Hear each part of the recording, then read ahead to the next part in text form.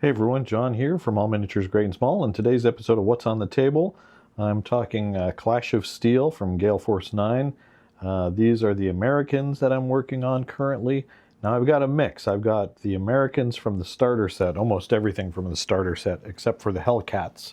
I didn't bother painting the Hellcats yet because I already have many Hellcats for Flames of War, so if I was going to use them, I would just use the ones I already have assembled and painted. However, I didn't have any of the cool American heavy armor, and I do mean heavy when it comes to this.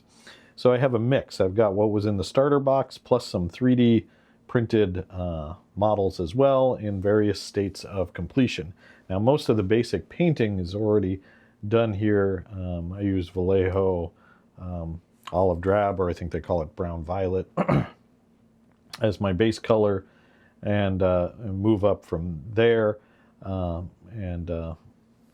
So far I'm liking the paint job a lot.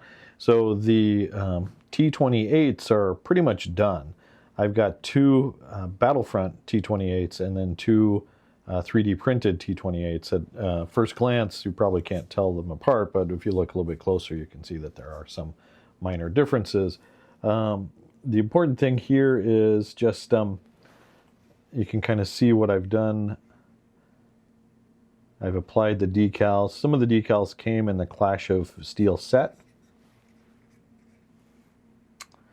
And then some of the decals, I had some American decals sheets sitting around. So for example, I gave him a name and I put these, vehicle identification numbers on the back, just to add some visual, spice to the whole thing. Overall, I love the way that these tanks look. What I do is I apply a coat of gloss varnish before I do the decals, and then once the decals are down, I flat coat it. In this case, I used Tester's flat coat, which I'm really liking. So those are pretty much done. They might get a little light weathering, but otherwise pretty much done. And then these guys are not quite as further along. These guys have the gloss coat applied. I think in this case I used Future Floor Wax. On these T30s I only did the parts where the decals are going to be. There'll be a star there. I'll probably put some numbers on the track guard. Overall, these tanks too, I just love these tanks. That turret is so beefy. And then it has the giant gun.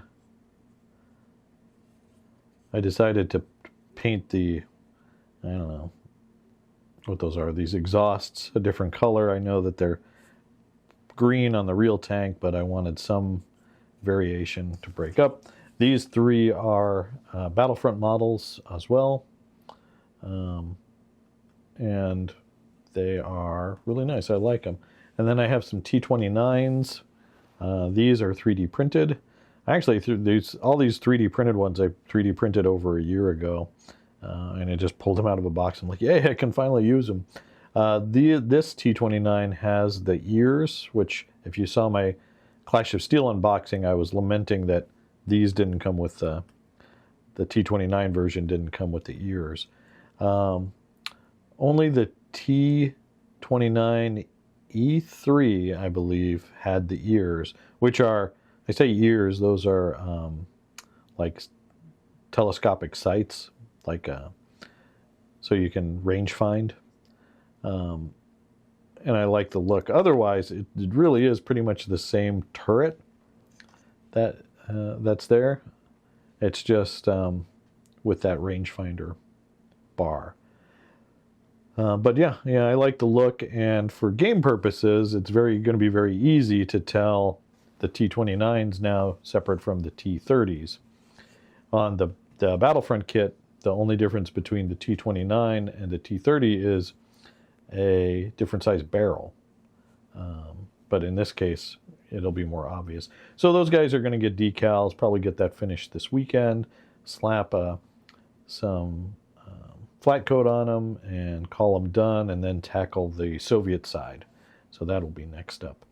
But I just wanted to give you a quick rundown of what I had done so far, and you guys can let me know what you think down in the comments.